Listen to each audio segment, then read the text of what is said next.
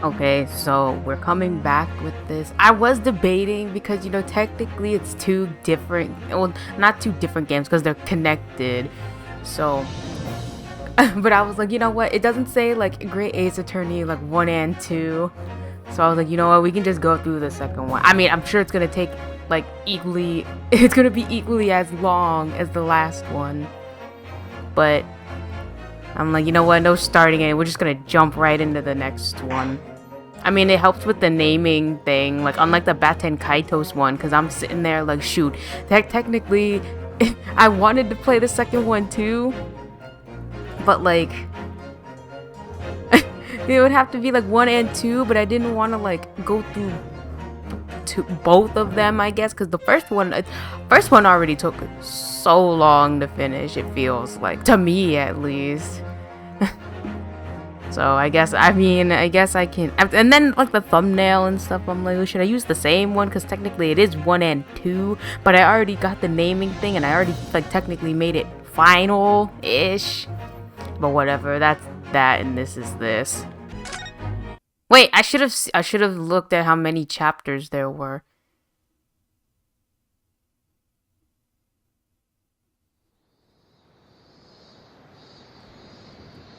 Also, I don't know how much of a time skip this is. Like, is it just like a year? Is it 2 years? Is it just like a couple months? こうして目の覚めるような澄み渡った青空の下に立つと、ロンドンでのあの日々がまるで嘘のようでございます。懐かしい異国の大帝都。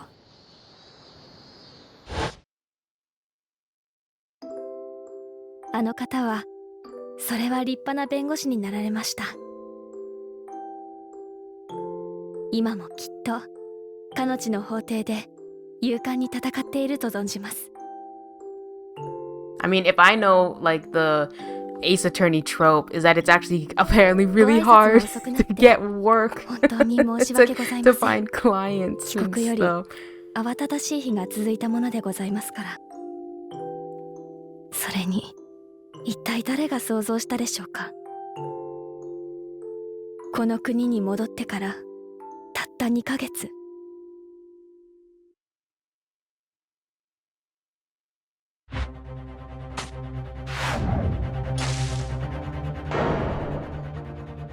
Her again? Or is this like a flashback? 今日はご報告に参りました。明日、私は大審院の法廷に立ちます。一生にただ一度。弁護士として。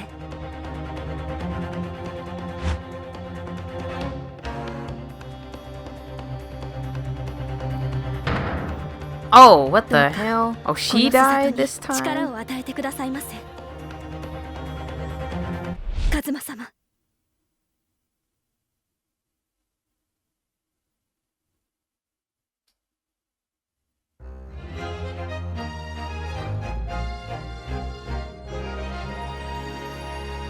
I mean, that'd be kind of cool if it was literally just like Susato, like Susato's game. But maybe it's like one of the later Ace Attorneys where you kind of like switch between like POVs and stuff. Like, oh, in the first one, or for the tutorial, you're Phoenix, and then for the next one, I think you were Apollo, and then the next one after that, you were Athena, and then you went back to Phoenix. Here I am again after 9 months. Okay, 9 months.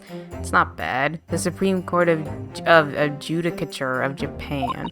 I feel so nervous, but I must steel my nerves and find a way to compose myself.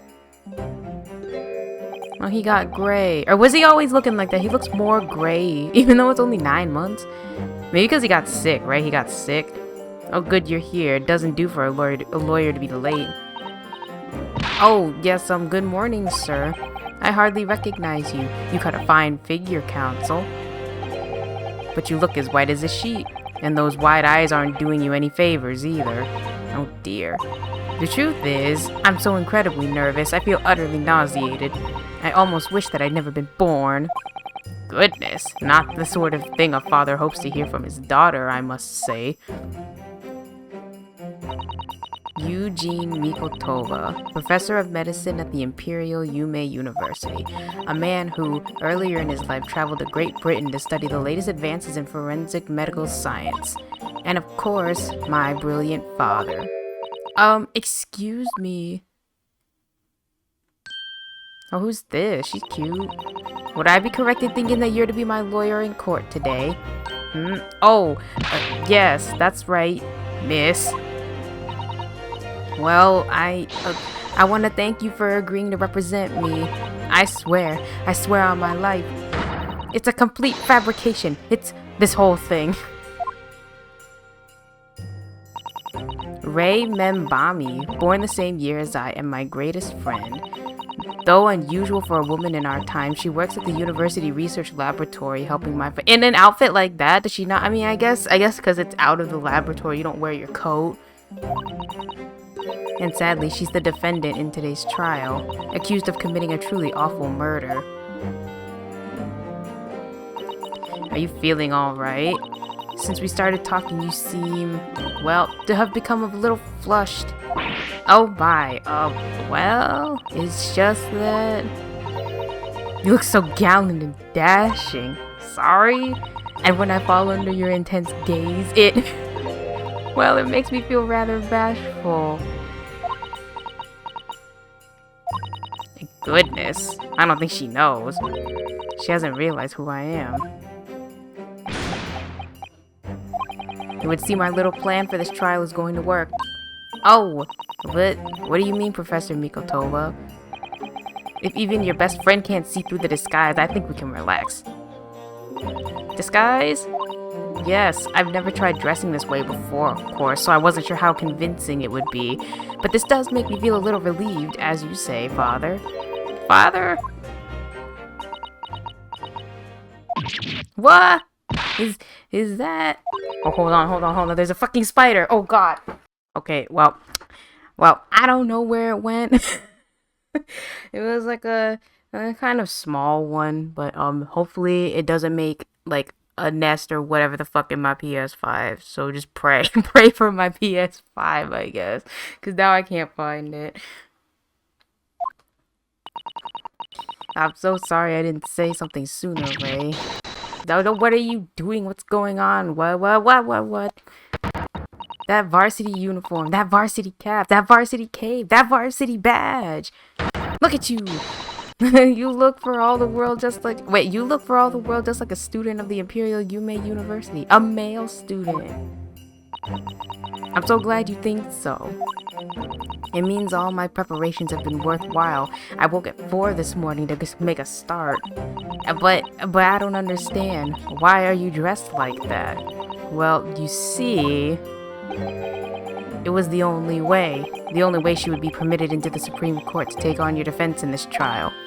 My defense? Never before in my life have I felt so frustrated at having been born into this body. Courts in Japan are barred to women. We're not even allowed to set foot inside the courtroom, despite the fact that the laws of the land apply to all people, male and female alike. Well, how was she? I mean, I guess because the other guy was going abroad to study, I guess it was okay for her to be like a judicial assistant. But like, I mean, like, what's the point of becoming a judicial? She can't even set foot in a courtroom? But women are forbidden. Just for today. I'll be leaving my true self at the courtroom door. So that I can act as... Also, aren't these other, like, guard guys, like, hearing this? Oh, Susato, you'd go to such lengths for me. Of course, you're my greatest friend. Oh, they both have besties. I hope she doesn't die like the other bestie did. I just worry that I shan't be... I just worry that I shan't be the lawyer you deserve. Oh no, I have complete faith in you.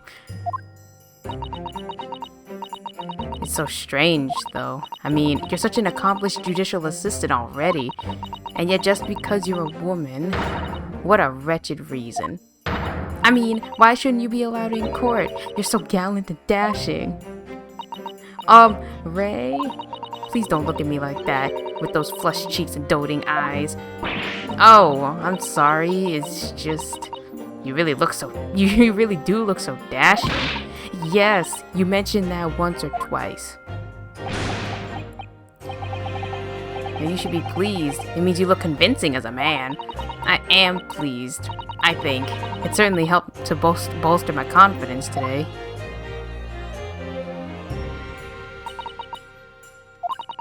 You're managing to put on a brave face and all this, but I can see through it. I've noticed how your shoulders are slumped and how you're trembling ever so slightly. Susato, you do believe me, don't you? I didn't do it. I couldn't have. I mean, murder. Of course. You have nothing to worry about. Your conscience is perfectly clean. Isn't that right? Yes. Yes, it is. Perfectly clean. I have absolutely no doubt in my mind about your innocence, which is why I'll stand by you until the bitter end in this trial. Whatever happens, I'll always be on your side, because that's what it means to be a defense lawyer. That means so much to me, Susato. Defendant, counsel, court is about to begin. Proceed to the courtroom at once. You should go in at once, Ray. If you're late, the judge won't hesitate to pronounce you guilty. Oh. Stand aside! I don't think I've ever seen her run so fast. Well, Susato, you certainly surprised your father, going to such lengths to be admitted into the courtroom, and with no prior experience of being a lawyer. There was simply no other way, that's all there is to it. But father, you haven't told her, have you? I mean, I'm right in assuming that Ray doesn't know how it came to this? Yes, quite right. I've kept that information from her. It would only worry her if she found out no other lawyer would agree to take her case. I didn't want to burden her with that. And is it true? The reason why every other lawyer is refusing to take the case? Is it really because of who the victim was? We should be making a move now, too. As you know, law isn't my field, but I'll do what I can to support my student. Thank you, Father.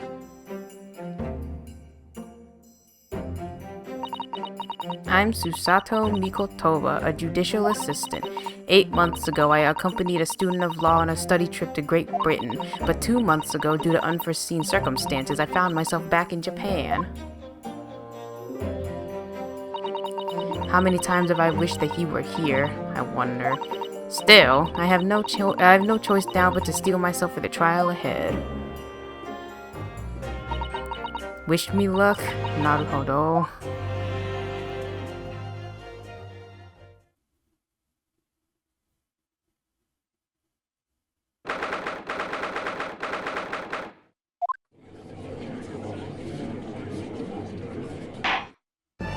This court is now in session to hear the trial of Rei Membami. The prosecution is fully ready to proceed, Your Excellency. Defense counsel, are you ready? Yes, Your Excellency, we are ready. Ready!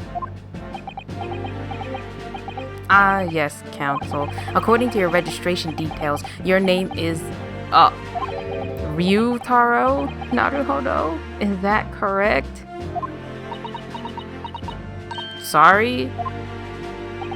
Oh yes, I had come up with a suitable male name for you for this little adventure.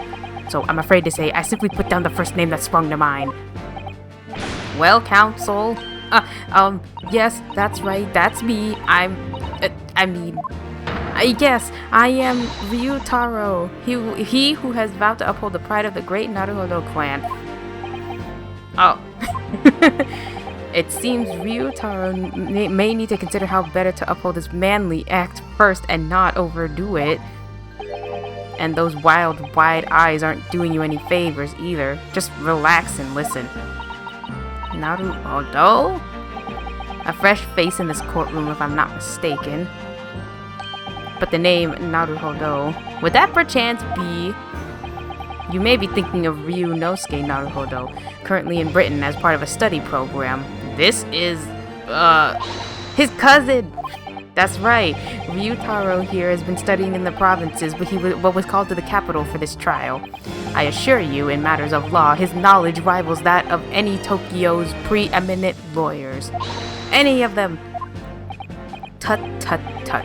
What a pitiful situation. Having been rejected by every lawyer in the capital, the accused has had to call in a country boy. How dare you? Susato is every bit as gallant and dashing as any of your Tokyo attorneys. I won't have you making fun of her. Her? Oh,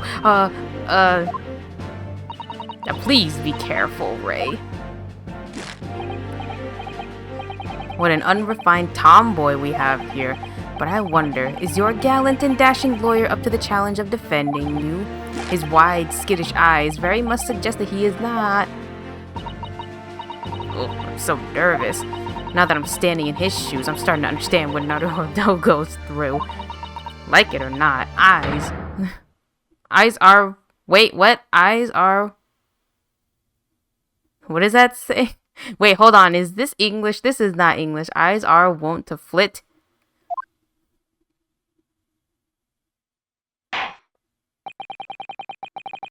The case to be heard on this day is a matter of great significance to our national interests. In fact, it would be reasonable to assume that the outcome of this trial may well affect the very future of our empire. Just like that trial 9 months ago. And yet for proceedings of such importance, we have this unknown yokel by the dock? Dear me. Perhaps this would be an appropriate moment for me to assess the defense, to determine whether you are sufficiently competent to practice in this courtroom. 9 months ago, when a certain other Naruhodo stood where you're standing now, this same judge tested him as well. And even though he was just a student at the time, not even of law, he passed the test with flying colors. I am curious as to what his major was before the whole this whole thing started, you know. For a trained and experienced judicial assistant like you, this will be easy. So, counsel, do you consent to answering some simple questions? Oh, she took off the cape. Okay. Alright, it's time to prove myself. Yes, Your Excellency, but please do make them simple. Very well. To start with, you will state the name of the victim. Well, that is simple. I couldn't forget that if I tried. What's the matter? Now that I'm standing in his shoes, I'm starting to understand something else Naruhodo goes through. Like it or not, minds are wont to be blank. Or wont to blank. It's not surprising, really. It's your first time in this position, and in that guise. Even a bright spark like you is bound to flicker and falter a little under the circumstances. Oh dear, this is a dismal failure. Don't fret, you need only to use the knowledge you've gained as a judicial assistant to overcome the problem. Of course, the court record. Yes, the answer will be amongst all the key information about the case in the court record. That's right, just use R to open the court record. Then you need to flip to the people section. And don't take too long over it, His Excellency is watching you closely. Alright, check the court record with R. That's where the information will be. What is the name of the victim?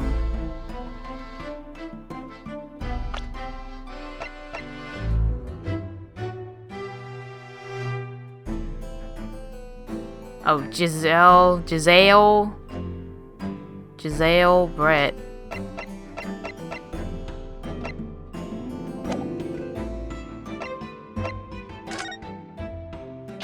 Yeah, why is it like... Why? I mean, I guess it's fine to connect them, but now I'm trying to remember what the fuck even happened. She murdered that guy, but I don't really remember why she murdered... Like, she murdered Iris's dad, right? But then, like... But why? Like, did we ever find out why? Or was it just, like... I don't know. We never actually found out why she killed the guy. But, well, now I guess we'll never find out why she killed that guy. The name of the victim who lost their life in this case is Miss Giselle Brett. Although, why is she still sounds like a woman. Like, Giselle Brett. A name that will never be forgotten in the courtrooms of our country, I'm sure. Correct. And being a member of our empire's judiciary, you will be well aware of the significance of that name. So, let me pose another simple question. As you know, Miss Brett was a visiting student from the Empire of Great Britain. Why, then, is her name indelibly associated with our own empire's judicial history? Obviously, you won't have forgotten that case from 9 months ago, but if it's proving hard to recall the finer points, everything you need is included in the court record, okay? Is it this? No. Obviously, I still remember. That was the start of everything. Giselle Brett, behind the woman's student persona, was the face of a killer. 9 months ago, a visiting professor of medicine at the Imperial Yume University was killed, and the culprit was Giselle Brett. Yes, she was a killer. At the time, our country had just signed a new treaty with the Empire of Great Britain, and it was in the midst of this delicate diplomatic situation that the incident occurred. An Englishman, Dr. John H. Wilson, was shot dead. I believe he was an associate of yours. Oh wait, who's talking right now? I believe he was an associate of yours, Professor Mikotoba. Yes, I was indebted to the man. He'd been my mentor when I went to London to study forensic medicine. Indeed, it was I who invited him here to Japan as a visiting professor at the university. Naturally, the murder of an Englishman on our soil was a matter the government wished to resolve rapidly. Indeed it was, which is why a secret trial was conducted here at the Supreme Court. A student of the Imperial Yume University was arrested on suspicion of murder. A second-year English language student. Okay, so he was studying English. Okay. Okay, you know what? Maybe that's why, like, when he went to Britain, it was like he knew English, you know? Like he was more prepared, like bilingual stuff. Cause like I was also wondering, I'm like, how does he know English so well, supposedly, you know? Cause I'm going to assume they were all speaking English when they were there. But then I guess Sato also had to learn some English too. Okay, well now we know what his major was. He was an English student. What was it, like English lit, English, like just maybe English language in general? With the help of his best friend, a student lawyer, the accused conducted his own defense and exposed the despicable crime committed by Miss Giselle Brett.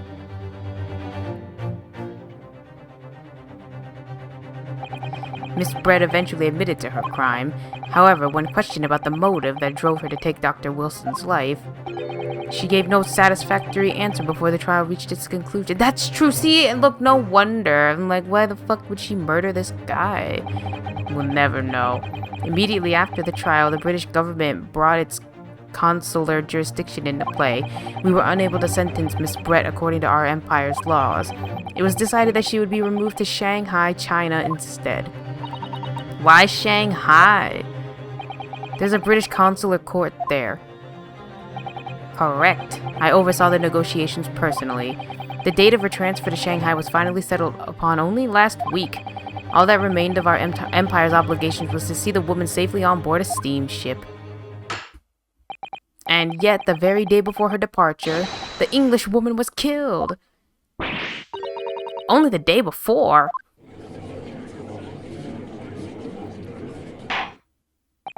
That will do. I'm satisfied with that the counsel for the defense is sufficiently capable of representing the defendant. Oh. Thank you, Your Excellency, over the first hurdle. Now, a summary of the incident, if you please. Prosecutor Aochi. Oh, is Inspector Hosonaga gonna come back? As is your wish, Your Excellency. The repugnant crime took place on the 11th August in broad daylight. on the outskirts of the imperial capital under a bright blue sky at a secluded bathing spot by the sea. The incident occurred inside a small beach hut erected for bathers to rest or change their clothes. The cause of death was a single stab wound to the posterior abdomen that pierced the victim's lung, an injury which proved fatal. There were 2 persons alone together in the beach hut at the time of the victim's death, Miss Brett in her bathing attire, and the accused, Ray Membami. Accordingly, there can be no doubt of the accused's guilt, especially when we consider she had a powerful motive. The police arrived rapidly at the scene and promptly arrested the young lady.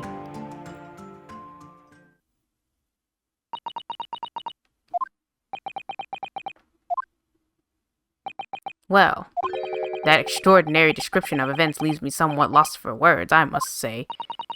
That's certainly true. The prosecution's summary was full of words that raise an awful lot of questions. As a lawyer, I really ought to pick up the prosecution counsel on what he said about a powerful motive. Sure, a powerful motive, because he never explained. You're clearly exaggerating. Powerful motive is a blatant overstatement. Tut, tut, tut. Is the yokel boy using long words he doesn't fully understand? I beg your pardon. No matter. Let us put this to the accused, shall we? I wanted him to answer the question. He didn't even answer the damn question. Membami, you are a research assistant at the Imperial Yume University, I believe. Yes, I am. I'm working with Professor Mikotoba in his laboratory at the moment. I can confirm that the defendant is an excellent assistant with a strong sense of responsibility. Fascinating to hear. Now, another question. Prior to your work with Professor Mikotoba, whose research were you assisting then? Oh, well... I was studying under Dr. John H. Wilson. Dr. Wilson? The visiting English professor who was murdered by Miss Brett 9 months ago?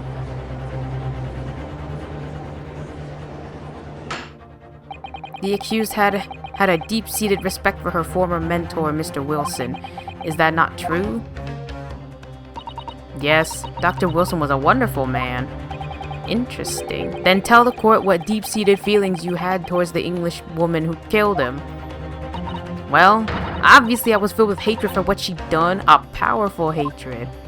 Oh no, Ray, be careful what you're saying. Oh. The motive was revenge. Plain and simple, Your Excellency. Well, it was clearly a trap all along. How wicked of him to use Ray's undying respect for her former mentor against her like that. I must find out more details on something we can use to bolster our defense. As a lawyer, I really ought to pick up the prosecution. Oh, do we have to just have to talk about everything? Sure. Membami? Yes, what is it, sister?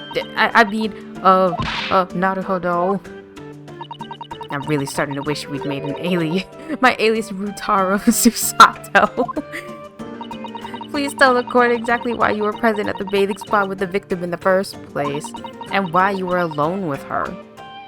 Oh, well, no, that's not true. It wasn't like that at all. There were other people present. A detective who was guarding Miss Brett, for starters. I was just asked to accompany Miss Brett as a companion, that's all.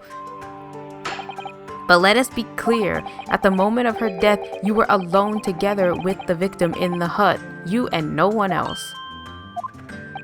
The truth is, there's only one reason why this young woman accompanied Miss Brett on her bathing sojourn. It was the accused's last chance to take the victim's life. No. Because, as we know, the following day would see Miss Brett extradited to the British authorities in Shanghai. And the accused would never have an opportunity to dispatch her again.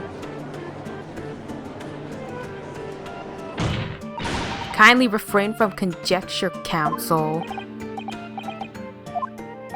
The prosecution counsel seems to enjoy using provocative tricks like that. But for now, at least, we need to assemble more facts. Try not to let him goad you. Oh dear, this is really terrifying, but Father's right. We need more information. As a lawyer, I really ought to pilgrim there. Okay, where was this place? If I may, Prosecutor Ouchie. What do you want, you fresh-faced young yokel student?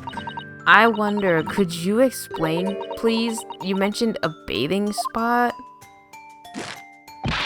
Ha! My apologies. Clearly my modernity has confused the poor country bumpkin's simple mind. Bathing spots are the very latest trend in health practices from the West. We are told that bathing in the water of the ocean is curative, therapeutic, and excellent for the skin's... No, that's not what I meant. I was referring to the fact that Miss Brett had, to all intents and purposes, been found guilty of murder. Why would a known criminal have been relaxing by the sea?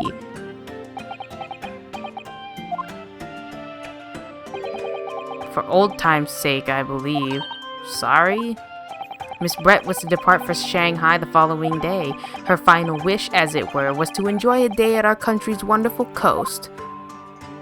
And the British Embassy put extreme pressure on our government to comply. But on what grounds would we agree to such a request?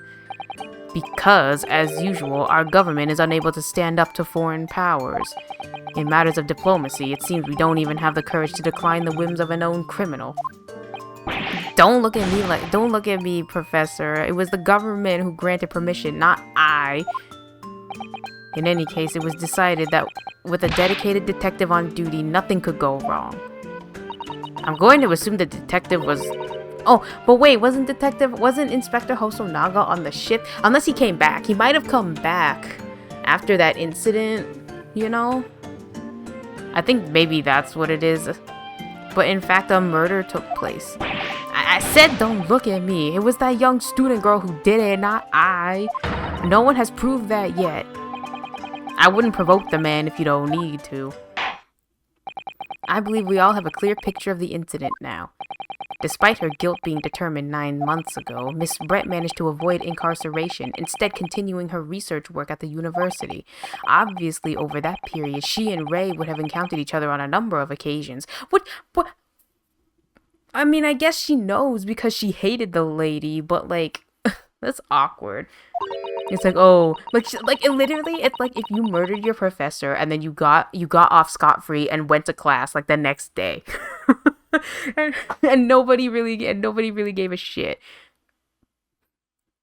Seeing the murder of the mentor for whom she had such great respect, enjoying such undeserved liberty.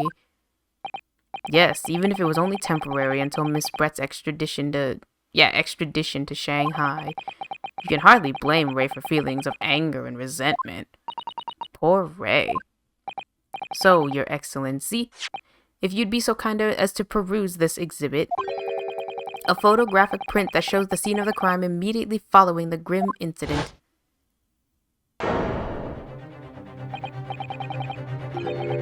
Yes, thank you, Counsel. A tragic image. As you can clearly see, there is nowhere within the hut that anyone else could have hidden. The court will accept this photographic print as evidence.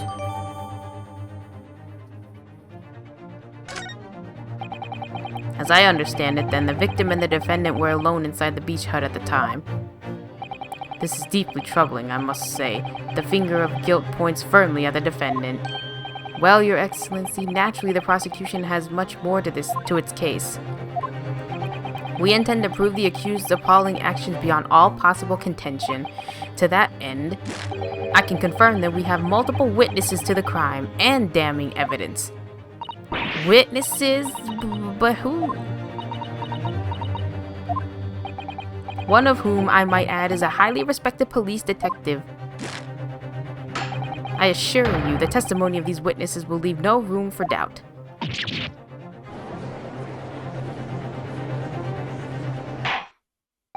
Very well then, Counsel. Bring forth your witnesses. I, Taketsuchi Aochi, have been waiting for this moment. Sorry? Oh yes, I haven't forgotten that trial 9 months ago, here in this very courthouse, when that irreverent little student boy utterly humiliated me.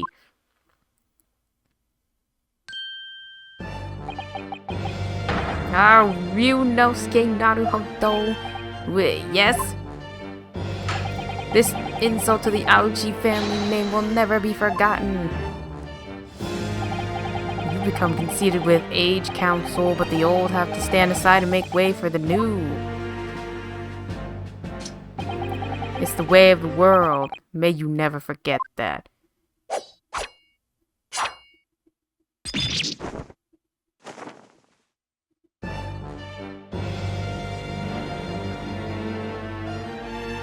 I mean, he's kind of growing something back. Like, what is that in the middle? Strike the head of a samurai whose top knot has been cut and the bell of cultural enlightenment tolls.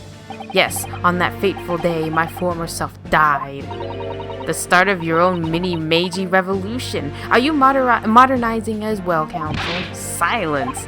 Since I swore revenge back then, there has been a minor miracle atop my head. Observe the Aoji growth. You see this seed of hope sprouting forth from the barren expanse of my crown? I think that tiny growth is trying to tell me something.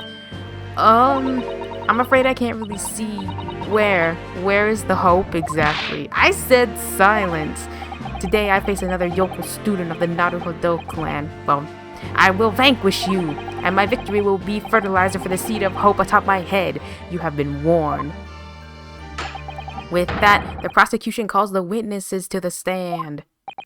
It looks like the stakes are high on both sides in this trial. The prosecution and defense has much to lose. A haircut is hardly comparable to Rei's life.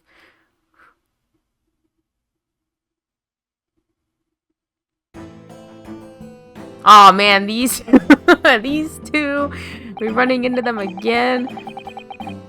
I mean, I kind of figured Hosonaga, but with the, I mean, he also, and Soseki did come back, but like, you know what, I appreciate when characters come back. Chief Inspector Satoru Hosonaga, Imperial Police Bureau. I'm in disguise, obviously, so I can go undetected. Sir, you just said that you were of Imperial Police. And I am, well, the next big thing in books. An author renowned throughout the capital, in fact. Yes. Soon to be sold out. The satirical I Am a Cat, a Sensational Success by Soseki Natsume. Yeah, satirical, that's right. Who the fuck is that? Oh my goodness! Struggling student from the provinces. Please, you shouldn't be in awe of me. I needn't. It's only natural that you'd feel nervous in my presence, but all of you, please relax. Call me Soseki even. Yes. What on earth is Soseki doing here? Tread carefully, Susato. That author fellow knows you from your time in London, doesn't he? If he exposes you for who you really are, this will be over before it's begun. Yes, of course, I know. I presume Soseki won't have forgotten about me. I could certainly never forget him. Although he does seem to have changed somewhat in the 6 months or so that it's been since I last saw him. And as for Inspector Hosonaga, that amazing outfit is hard to believe. Do I have something on my face? Well, your glasses for one, although they don't seem to be helping you see. Thank goodness he hasn't recognized me either. Ah, I suppose it's this disguise, isn't it? I thought that appearing here in these clothes, in the clothes I was wearing at the time, would make for a more faithful testimony. It is my guiding principle to carry out all testimonies flawlessly. Well, I can appreciate why an Imperial Police Bureau detective might have been present. But what business did a writer such as yourself have being at the scene, Soseki? Well, you see, I had been asked that day to give a lecture on the morning of the incident in the Imperial Yume University's Grand Lecture Hall, no less. At Yume University? After the lecture, I had a very pleasant conversation with a researcher from the medical science department. The professor over there, in fact. With Professor Mikotoba? Yes, that's right. I was arranged by one of the It was arranged by one of the newspapers. They wanted some story or other about 2 former students who studied in Great Britain. Of course, being a renowned author, the press never leave me alone. They secretly spy, snap shots, scribble stories, and scupper my privacy.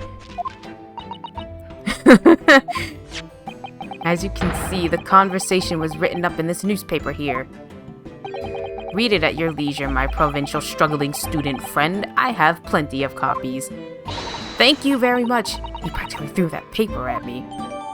Okay.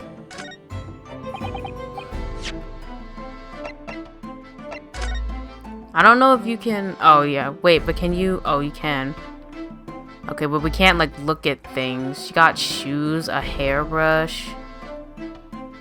But what is she wearing, though? Like, is this, like, a towel or, like, an apron? Like, I mean, I guess it's, like, the question of, oh, maybe she killed herself. She drank wine. But why is she holding a pen? Why are you holding a pen? Maybe it was like the same way, like poisoned wine, and I don't know why she was holding a pen, but... Oh, but the swan thing had to die too? What, were they like connected somehow?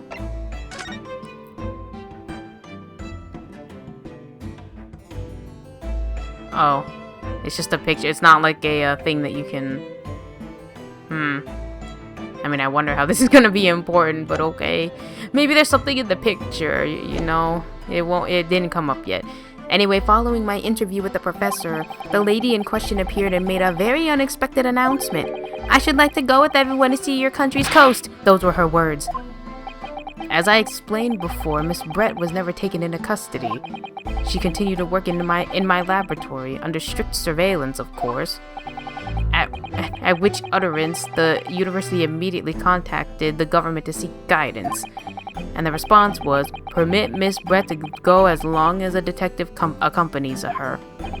That detective I am at liberty to divulge was me, Chief Inspector Satoru Hosonaga.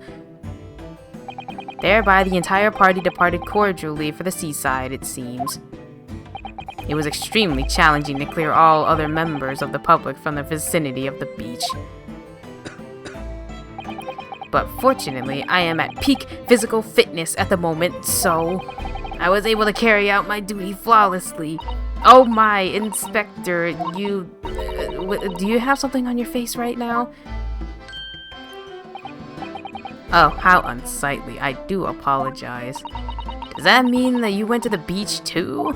No, fortunately, I had work to finish off.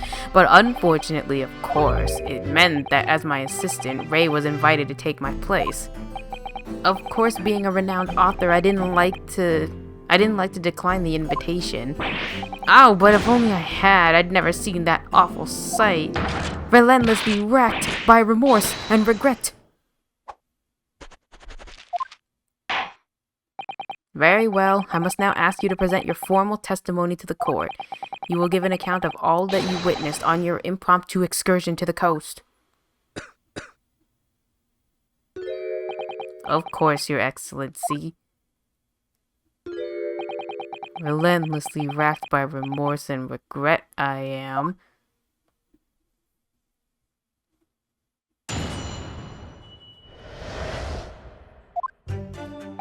On the day of the incident, I was ordered on a special surveillance assignment in this disguise. I just managed to catch that crab when I suddenly heard a caterwaul from behind me. I ran into the beach hut at once, where I found the pair in question.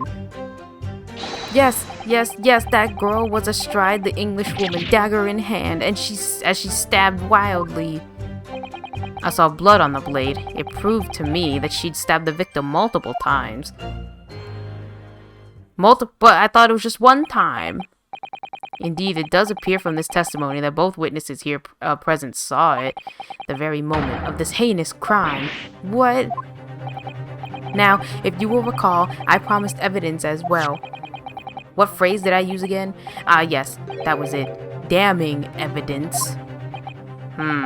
What have you there, counsel? A so-called fountain pen, is it?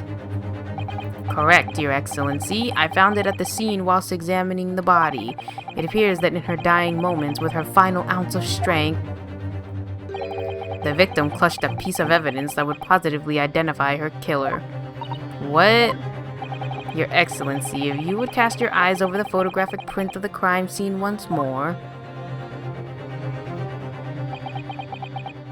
Ah, goodness me.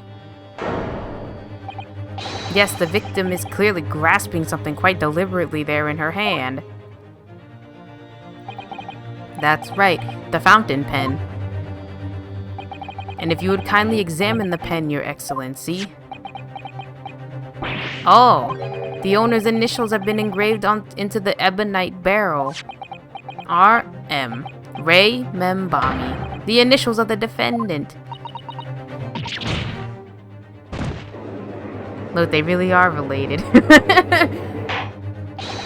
This fountain pen will be admitted immediately as critical evidence. So, have I omitted anything? Decisive testimony and damning evidence. There's a bright blue sky outside the courthouse today. Perfect weather to ascribe guilt, I feel. I don't understand. The prosecutor ouchie of 9 months ago had none of this man's poise. Counsel for the defense, you may begin your cross-examination now. Naruhodo. Naruhodo. That means... Oh, yes, me. Is there another Naruhodo in my courtroom? Actually, there isn't even a single Naruhodo in your courtroom. Cousin Ryutaro, pull yourself together, please. Alright, I've seen this countless times as a judicial assistant. Find inconsistencies in the witnesses' testimonies to prove that they're lying somehow. That's all there is to it. That's how a real lawyer would handle a cross-examination.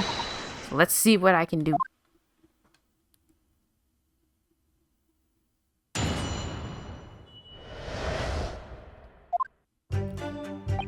Should I save? After all that, should I save? I will save. Oh, but hold on, let me check. I'm pretty sure it says that a single wound. Only a single wound. She was stabbing multiple times. No, it says there was one stab. With that accusatory cry, just with that accusatory cry that just welled up from deep inside me, I think I finally understand. Every time Kazuma and Naruhodo have stood here at this bench, the stakes have been very, very high indeed. Whoa, what's the meaning of that menacing pose, counsel? I'd like the witness to clarify something for me. Who? What? Where? When? How? Not you, Soseki. This query is directed at Inspector Hosonaga. At me?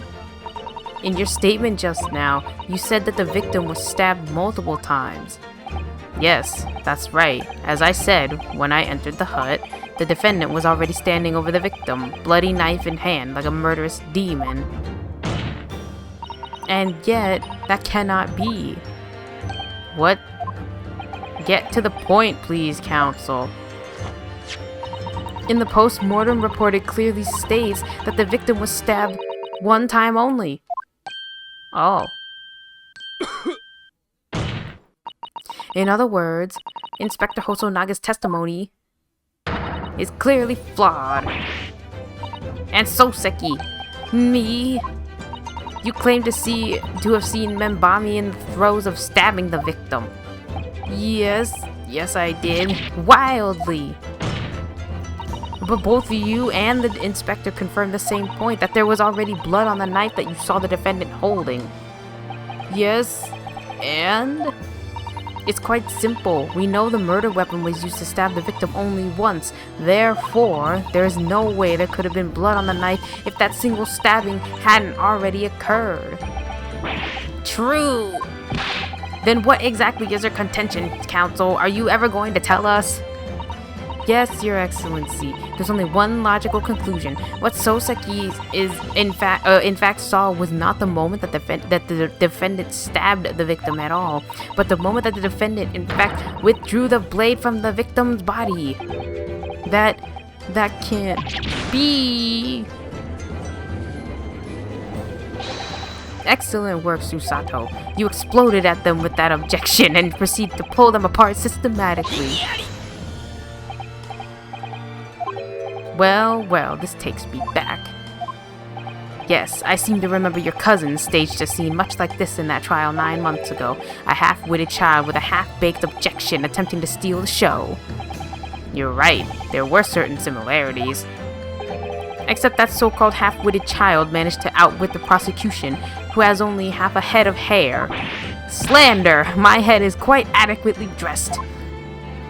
In any case, all this talk of stabbing and withdrawing and multiple wounds, it makes not a jot of difference. What? Why not? Engage your brain, young man. When the accused first plunged the deadly weapon into the victim, that was the fatal blow. And it was at that moment, just as she had withdrawn the blade, ready for her next strike, that the witness saw. The knife was already tainted with blood because the accused had already stabbed the victim. Oh. All you have successfully shown with your little display is that the mustached author is prone to moments of extravagance.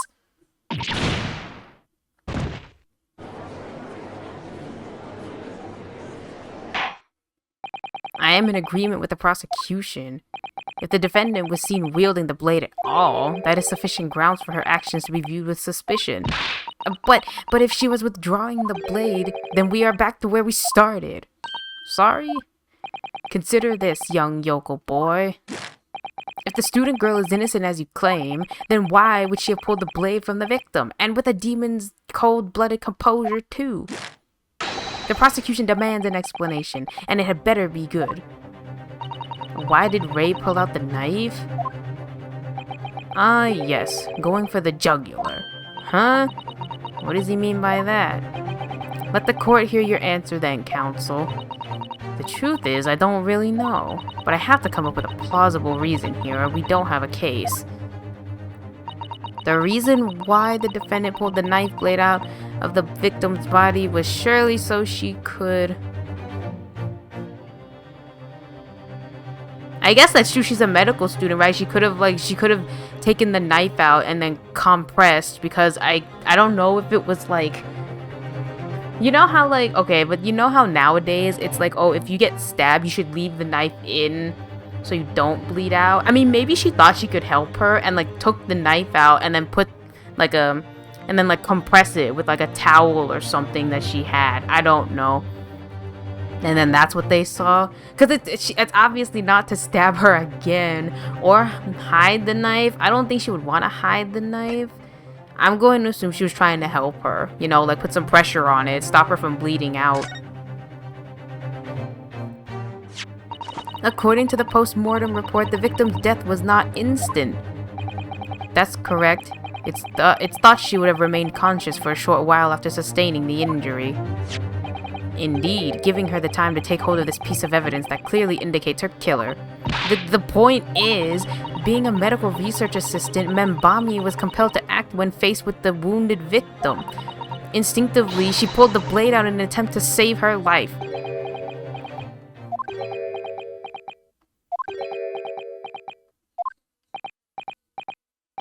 Did you hear that, Your Excellency? It would seem this is the best we can expect of this young yokel. Indeed. Is it just me, or does it suddenly feel much colder up here? Your Excellency, if I may, speak witness. I would like another opportunity to testify in respect to the slipshod assertion just put forward by the yokel defense counsel, I mean. Slipshod? An excellent idea, Inspector. Our young yokel hopeful has a modicum of knowledge when it comes to the law, it seems. But in matters of medicine, he appears to possess not one iota of common sense. Very well, Inspector. I will permit your request. You will testify again before the court on the subject of the defense counsel's assertion. Yes, sir. I will do so flawlessly.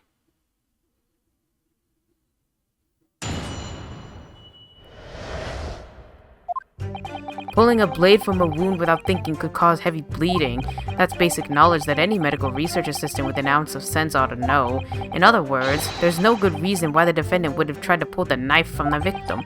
Let's not forget that the young student did have a motive for killing the victim. The man the victim murdered 9 months ago, Dr. Wilson, was the defendant's highly respected mentor. Is what you just said true, Inspector? Could pulling a knife from a wound really cause the wound to bleed heavily? Yes. Think of the weapon itself as a stopper. Oh, okay, yeah, see, okay, I guess she didn't really know, but it's like she didn't know, but everyone else did. As a stopper in the wound that prevents excessive blood loss. Until a doctor is ready to provide proper treatment, that stopper shouldn't be removed. Oh, I see. This is why yokels should stay on the farm. Even a quack from some obscure mountain village would have such basic knowledge. Anyone who's ever given someone a little poke with a knife and pulled it out knows it. Anyone who's ever given someone a little poke with a knife and pulled it out again knows it. Oh, well, I've never stabbed anyone, you see, or pulled a blade out of a wound, so... Of course you haven't. I didn't bring you up to behave like a bandit. Father, is it true, what they're telling me? Yes, it's basic remedial knowledge for medics. Ray would have been well aware of it. If she were to claim ignorance of such fundamentals, that would prove fatal in many ways. But then why would Ray have done it? Could she have pulled out that knife in full knowledge that it would be fatal for Miss Brett? I don't know. Ray never once mentioned anything about the knife to me. It seems almost impossible to believe, but... Could my friend actually have? Susato? Yes? Pull yourself together. We mustn't lose sight of why we're here. Oh. Counsel, it's time for your cross-examination. Oh, yes, Your Excellency. However, I must warn you that if your cross-examination fails to identify any issue with the established facts, I will be moving to my adjudication immediately afterwards. I understand. Believing in your clients and fighting for their cause until the bitter end. I knew it would be hard, but I had no idea it would be this hard.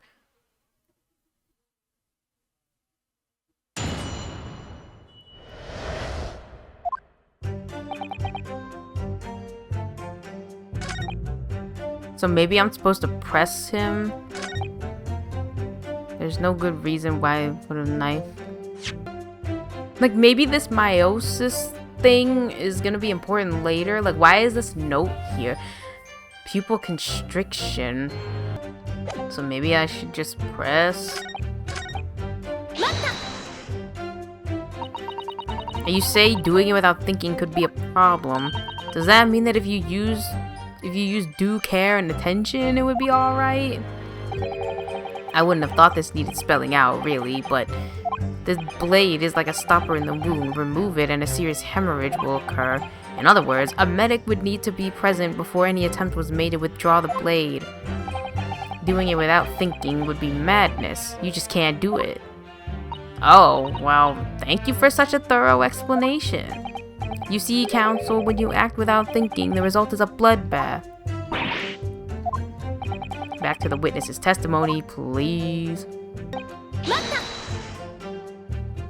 But the defendant had suddenly encountered somebody she knew lying on the ground, bleeding to death. The sight could have shocked her delicate sensibilities, causing her to remove the blade inadvertently. I really don't think inadvertent actions can explain this. The woman is a medical research assistant. I can't imagine she would behave so irrationally.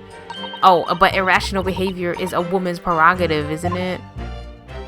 Oh dear, we have a lot to learn about women. Only a small-minded man could have such bigoted views. Oh dear, perhaps I'm letting my male persona take hold a little too much. Well, have I managed to convey the basics now? That should cover the medical side of the argument. This is hopeless. I can't find a single crack in this testimony. If Ray knew that withdrawing the knife from the wound would threaten Miss Brett's life further, I just can't think of any way to explain why she did it. Susato, it's at times like these when it's especially important to remember the fundamentals. The fundamentals? Evidence is what counts in the courtroom, isn't it? Of course, but I've been through the court record dozens of times already. I think perhaps you're forgetting something, though.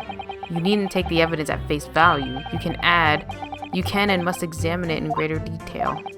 I realize this is your first time playing the role of lawyer in the courtroom, so if you need reminding of the rudiments, you need only ask. I'll do my very best to help. Like which one, though? The picture? We're always turning evidence over in their hands. Yeah, I need to examine. Okay, well, I wanted to examine this damn pen, but I can't. They go through the damn court. I was trying, and there was nothing in there. Like, maybe I'm just dim-witted. I don't know. Like, oh, now it let me. What the fuck? I wanted to before. Okay. If we take off the pen's lid. Hello, is there anything there? I mean, it seems like a normal pen. Now let's unscrew the barrel. Oh, wow, we're really taking it apart. Okay. This must be the little reservoir that holds the ink. Yes, you fill it by drawing ink from a bottle up through the nib. Is something wrong? Just that there doesn't actually appear to be any ink in there, that's all. Oh yes, you're right. It's pretty much empty. Well, it could be on the verge of running out, I suppose. Okay, but is it important?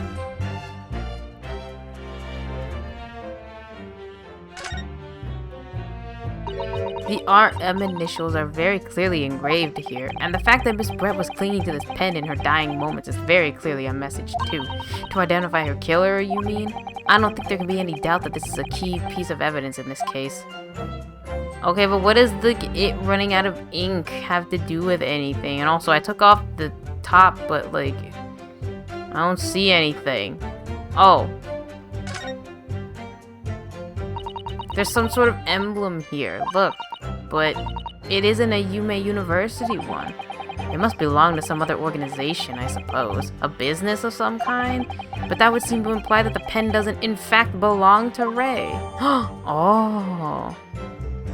So does like does the ink not even matter? Okay, well that's kind of important that it's actually not her damn pen. But no one ever mentioned the pen. Let's see.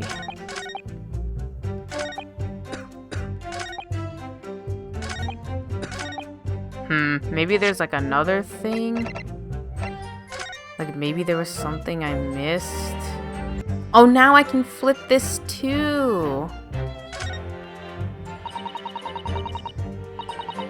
Rockuous? What? England returnees tell all. This is the interview with you and Soseki, is it? Looks as though it was quite an exchange.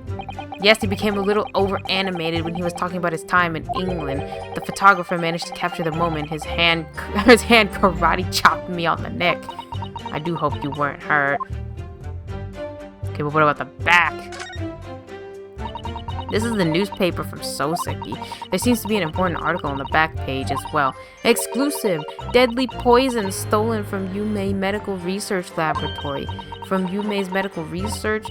Father, isn't that your lab? What the... let me see that. The poison's been stolen? It's this morning's paper that Soseki gave us. Are you saying that you didn't know? As embarrassing as this is for the head of the laboratory, I didn't. I have not heard any such thing. Where on earth could the reporter have gleaned this information? Come to think of it, there was no article mentioning the story in our paper this morning, was there? It's a highly toxic poison we've been working on in the strictest confidence. I'd put Rei in charge of the project. Rei? She was managing it? If what's written here is true, it means that she tried to hide the theft from me. And moreover, the details were leaked somehow. I don't believe it. We need to read this article very carefully. Oh, I thought they were gonna read it then.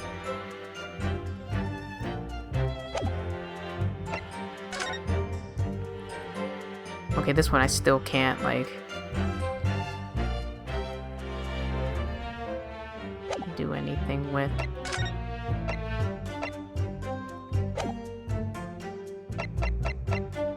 Okay, well, I got these two things, and then this pen. Oh, okay, now it's actually, like, a thing. Okay. Following a lecture at Yume by Soseki Natsume on 11th, it's come to light that a very disturbing incident took place. A deadly poison being secretly developed in the university's forensic science. Why are they creating poison? Like, can't they do anything? I thought y'all are supposed to be helping people.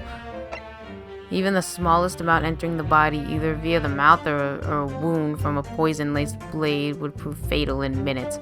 Current methods cannot detect the newly developed chemical. The university would have to be consulted. Why is it being developed? Onset of symptoms occurred in minutes, starting with impaired breathing and ending with acute contraction of the pupils prior to death. Such symptoms would be suggestive of this toxin. It's apparently an entirely new synthesis of alkaloids and rumored to have been commissioned by the military. Damn. And y'all can't do that in your, like, military grade laboratories. You need to have, like, college students or university students working on that shit. I mean, there's only so much, and I doubt it's the damn pens, so... here? No, there is one possibility, one very good reason why the defendant might have decided to withdraw the knife from the victim's wound. What? Ha, the yokel not only has a poor grasp of the law, but is also a poor loser. Tell us then, what possibility do you think you've identified? It's here, in this newspaper article. An article about a deadly poison having been stolen from a laboratory at the Imperial Yume unit. The victim perished from a stab wound. Poison has no relevance in this case. But prosecutor, ouchie, you will let the defense speak. But a newspaper article. The court cannot rely on the kind of hearsay those wretched publications carry.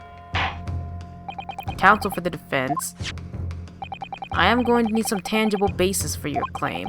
You will indicate to the court precisely what part of the newspaper article mentioned affirms your assertion. Your Excellency. Yes, of course. Thank you. They would never have done something to further endanger Miss Brett's life without just cause.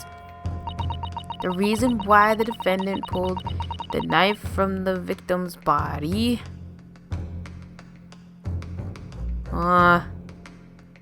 deadly in tiny quantities. The article reveals the following property about the poison in question. When the toxin enters the body on a knife laced with the poison, it's rapidly absorbed and causes death in minutes. Are you suggesting if the knife used to attack Miss Brett was laced with this very poison, it would explain why the defendant, Membami, would have withdrawn the blade as soon as possible? Yes, the truth is, it was an attempt to stop the poison from entering the victim's body. What? This is a complete and utter nonsense. Not at all. The defendant withdrew the knife blade from the victim's body not to accelerate the woman's demise, but to save her life, and the prosecution cannot deny the possibility. Have you not read the post-mortem report? The cause of death was hemorrhage. The word poison appears nowhere in the document. Well, that's because by acting quickly to remove the blade, the defendant prevented the poison from taking hold. Oh, please, this is clearly desperation. The weasel's last breaking a wind. Poison has nothing whatsoever to do with this case, as I believe the defense is well aware. We have no proof that the information in this wretched newspaper article is at all reliable anyway. In that situation, what the student should have done is wait for medical assistance to arrive, but instead you claim she suspected poisoning and took the potentially lethal decision to remove the blade. She must have had a strong reason for her suspicions then, or the argument makes no sense. It's the eyes, right? Because that's what they just said, that it dilates or whatever, it constricts your eyes, your pupils. So... exactly. Well put, Inspector. On what grounds did she do it? Yokel? Why did Ray suspect the stolen poison was involved? If you want grounds, I'll give you grounds. What? You can't possibly. From your expression, counsel, it would appear those are not empty words. But naturally, as you stand in this courtroom as a lawyer, you must be aware that words alone, empty or not, are of no value in our modern justice system. The court demands evidence. Yes, Your Excellency, I'm well aware of that. I've seen it many times, from my place at his side in the Old Bailey. In that case, counsel, you will present the proof to the court now. What evidence demonstrates a clear link between this case and the newspaper article? The report, right? Because, like, it's asking about the it can't be the article itself. Okay, the post-mortem report. Post-mortem report. I would ask the court to refer to the notes section of the post-mortem report, which reads, extreme meiosis, pupil constriction, was observed in the victim. Oh. Clearly, being a yokel with no knowledge of forensic science, I have no idea, so please do tell me. Presumably, the fact that this condition of the victim was noted in the post-mortem report means that it's an unusual symptom of death. Well, under normal circumstances, the pupils dilate when someone dies. If there was extreme constriction instead, that's most certainly unusual. Yes. What are you doing, you yokel detective? In the newspaper article, there's the following information about the stolen poison. Onset of symptoms occurs in minutes, ending with acute contraction of the pupils prior to death. What? If the defendant, upon seeing the victim stabbed in the back, happened to notice that the pupils of Miss Brett's eyes had constricted severely, yes, as a medical research assistant, she would have suspected poison immediately, without doubt. Prosecutor Auchi, I think you'll agree. This is very compelling evidence. You yokel student and yokel professor. I believe the defense has expertly demonstrated a credible reason for the defendant's actions. No. Eugene Mikotoba. Yes, Your Excellency. I believe you are best placed here to confirm or deny the veracity of the defense counsel's argument. You will tell the court the truth about the details reported in this newspaper, please. It pains me to have to admit it, but I'm afraid I don't know. You don't know? The toxin was kept under lock and key in my laboratory, certainly, but I was unaware of any theft. Do you mean to tell the court that the reports of this theft are unfounded? No, Your Excellency. Without returning to the laboratory to investigate myself, I couldn't say. Listen to the bumbling academic.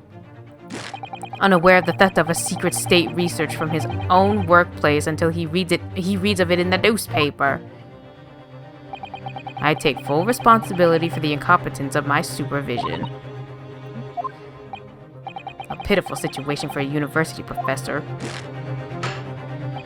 You should have more control over your students rather than allowing them off on killing sprees.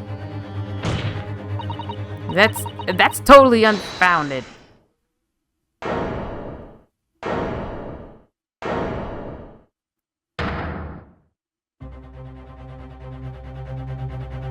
None of this is Professor Mikotoba's fault. It's all my fault. Ray, Membami, you stand accused here. Outbursts like this will not be tolerated. But it was me. I was the one who noticed that the poison we were developing had been stolen that day. What? So you knew? I'd been placed in charge I'd been placed in charge of overseeing the project. It was the day that the professor and Soseki were interviewed together for the newspaper. That's when I noticed that some of the poison was missing. Just a tiny amount it was. Why didn't you let me know immediately? I was scared. The whole project was supposed to be confidential, but some of that toxin had somehow been taken. So I decided to try to get it back before anyone else found out, because I had a very good idea who the thief was. The thief? You don't mean... Yes, of course. It was that dainty English woman, Miss Giselle Brett. That's why I decided to join the little group of people going to the seaside. Inside the beach hut, I confronted Miss Brett, but she just sat on a stool at the back of the hut, smiling sweetly at me as if she knew she was untouchable. I know it was you who stole the poison. Well now, whatever do you mean? And then she suddenly got to her feet before falling to her knees in front of me and then collapsing on the floor. That's when I saw the knife in her back. I couldn't understand what had just happened. Well, how did she stabbed herself in the back somehow? Like what? I couldn't understand what had just happened. And then a moment later, I was seized with fear. The pupils of her eyes they'd shrunk to tiny pinpoints. I don't believe it. In other words, you realized that the victim was suffering the effects of the stolen poison. My mind started racing. I hadn't seen anything past Miss Brett's lips while I'd been with her, which left only one possible way for the poison to have entered her body. On the blade of the knife in her back. And that train of thought was what spurred you to withdraw the blade? Yes, if the amount that had entered her bloodstream was small enough, she might still have a chance. That's what I'd hoped. Really, I'm so sorry for staying silent all this time.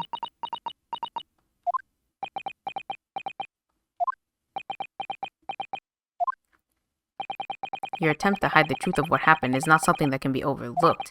However, I have duly noted the courage with which you confessed in the end. Thank you, Your Excellency.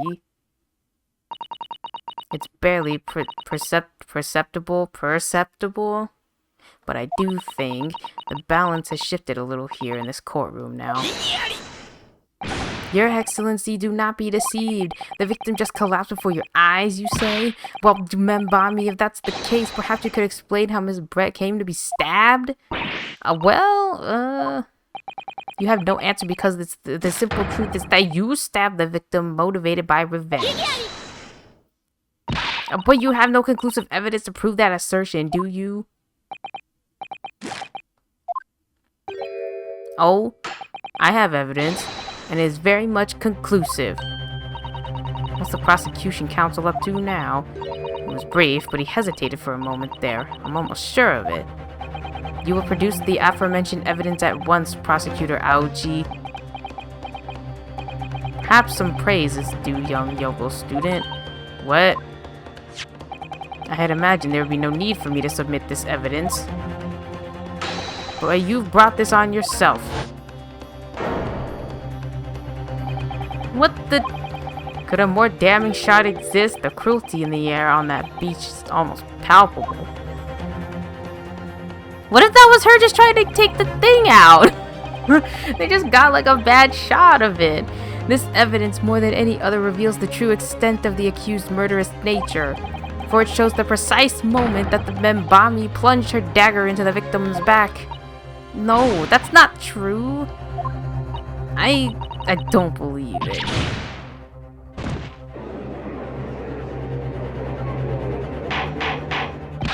Order! Counsel for the defense. Was it you who was responsible for that shrill scream that just pierced my courtroom? Perhaps his voice has yet to break. These yokels are slow of mind and slow to mature. I'll show you who's slow to mature. Careful now. Susato is starting to show her face here. It is often said that a picture is worth 1,000 words, and here we have ample proof. The court will accept this extremely cognitive photographic print as... Who is taking these photos? Like, maybe it's like the... Is it like the paparazzi who's following Sozeki? Like, who... What? Unless it was like a big setup. I can't believe he's had a photograph like that up his sleeve this entire time. Such a stark image. I'm genuinely lost for words. Wait a minute. I don't understand. How did you... I mean, who took that... Exactly, who took that photograph? That's of no importance here. Stop trying to divert attention. Oh. That's an absurd thing to say. It's crucially important. Whoever took this photographic print was a witness to Miss Brett's death. The court must be allowed to hear this person's testimony. I will uphold the defense's demand. The prosecution will reveal the identity of the person responsible for taking this photograph. Well, I'm afraid I can't do that. Pardon? You see, this print arrived at the Imperial Police Bureau headquarters by express post yesterday, but there is nothing to indicate the sender's name or address. The provenance of the print is unknown. Goodness. Are we to understand then, counsel, that in full knowledge of the fact that this photograph has the murkiest of origins, you nevertheless believe it fit for submission as evidence in the Supreme Court? When you first produced that print before, I noticed that you hesitated for a brief moment, because you knew that it wasn't completely reliable evidence, didn't you? Oh, silence, you yokel student and blabbering professor. What matters is the blatant truth that this print so eloquently expresses. But the defendant has already admitted to pulling the blade from the wound. Clearly, this isn't the moment that the knife was plunged into the victim's back, but the moment it was withdrawn. Don't waste this court's time with your ramblings. Indeed, without knowledge of who produced this print, we have no means of verifying the claim, and the scene it captures is without doubt the most compelling evidence presented to the court. If the defense is unable to shed any further light on the matter, I believe the conclusion is clear. Oh no!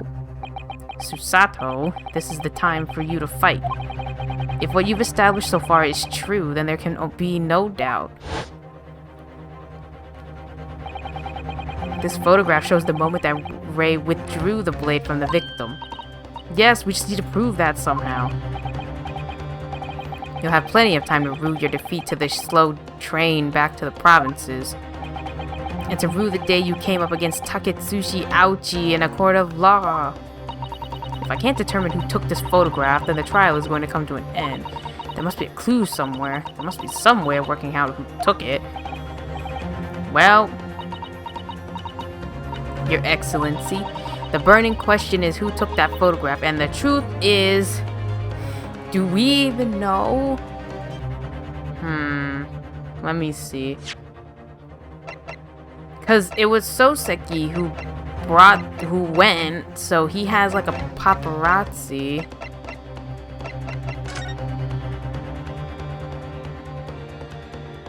There's like a crack in it. Like, what is this?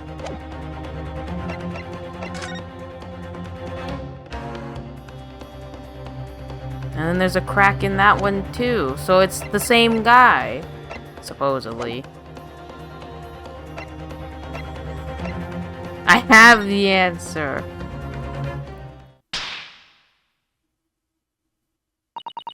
This isn't about whether or not I pressed the button too fast. I simply have to. The identity of the person who took this dramatic photographic print is, I assure you, something the defense can and will reveal. What? No, you can't possibly. But as you so boldly claim that you can, please do enlighten us. Unfortunately, I'm unable to present a name. How utterly underwhelming. Did you really believe you could? However, I am able to present evidence. The defense has a piece of evidence that reveals important details about the photographer's identity. What? Very well then, counsel. Present your proof to the court. Which piece of evidence do you claim reveals something about the identity of the mysterious... This photo. What is that? The newspaper again? Raucous England returnees tell-all. It's not the headline that's relevant here, Your Excellency. It's the photograph. If you look at it closely, you'll notice that there are some white lines on the right-hand side. Oh, yes indeed. They already caught my eye as it happens. Huh, what of it? A shadow of some kind, presumably? From branches of a tree or the like? There are no trees growing inside my laboratory at the university, I can assure you. Now, if you look closely at this photograph... Good gracious. Yes, exactly the same pattern of lines is present on this photograph too. Well, that tells us nothing. Yes, it's a shadow of some kind, definitely, from branches of a tree. There wouldn't be any trees growing inside a hut at the beach council. What's quite remarkable about it is that the two patterns are absolutely identical. How could such an extraordinary similarity have transpired? The curious matching pattern that appears on both photographic prints is the result of... I guess a camera defect, there's something wrong with it. Obviously, it must be due to a problem with the camera used to take the photographs. With the photographic device? Yes, we can confidently say that the camera's lens must be scratched, and that scratched lens caused unwanted lines to appear in every print taken with the device. In short, the two photographs under consideration here were taken by the same camera. But there must be hundreds of such camera devices here in the capital. It would be utterly impossible to identify the owner of this particular one. I think you're forgetting, Prosecutor Ouchie, that one of the photographs featured in a newspaper article. A newspaper... Oh. That's right. The author of that article is the mystery witness to this crime.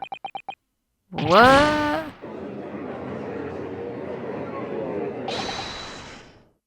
Minemo? Who? I see why you were called a raucous England returnee. What are you yelling about? You've already testified. It's many memo. I tell you, many memo. Me, mo. Soseki? What was that? Did you say many memo? Ever since I returned to Japan, a reporter from the Shoyu News have been hounding me, following my every move. A reporter by the name of Raiten Many Memo. Yes, hounding me from dawn till dusk. Oh, now that he mentions it.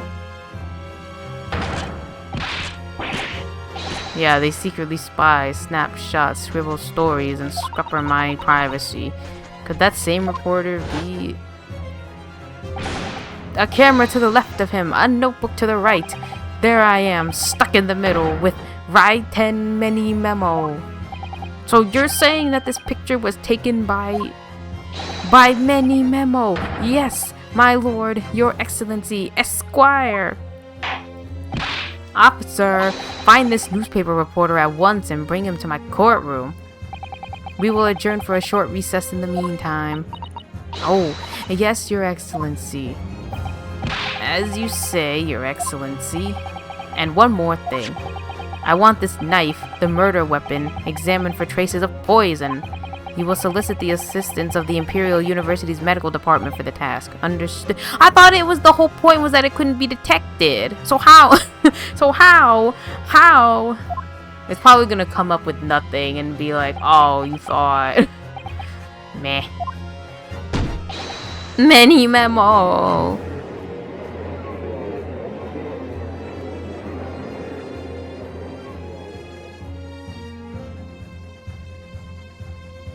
Oh, you know what? This one seems shorter than, like, the original first one. Like, I feel like that first one had, like, so many, like, twists and, like, so many parts to it.